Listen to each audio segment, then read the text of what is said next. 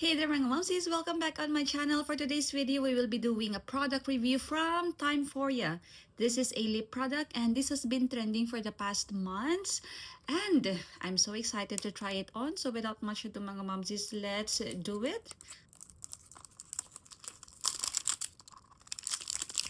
By the way, this is their Stellar Dust Lip Stain and I got the shade Quanta 07. Packaging wise, maganda siya mga momsies. So this is how the product looks like mga momsies. I love the packaging. Lakas makasosyal mga momsies. So let's try it out.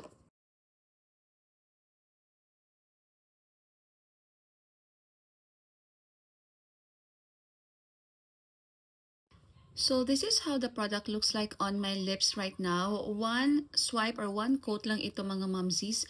And I love how easy it is to apply the product. Yung kanyang applicator, it's very light and madali siyang gamitin to apply the product on the lips. There is no tagging. The feeling on the lips is very lightweight. But just make sure na your lips are properly, kumbaga, you put an lip balm before using this product kasi I feel like may tendency na magiging dry yung lips ninyo. Alright, so I think it has been like a minute or two. And let's test if transfer proof siya mga momsies. Okay, dito.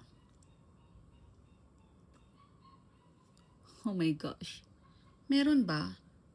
Wala. I mean, parang meron yung parang small na gloss niya pero almost wala siya. So let's try it again. Here. Aray. Ayan, walang cut. I think it's only the gloss that has been transferred on my hand but parang halos wala siya. Meron akong straw dito. Let's see. Wala din mga momsies. OMG. Ayan, there's none. Transfer proof nga siya.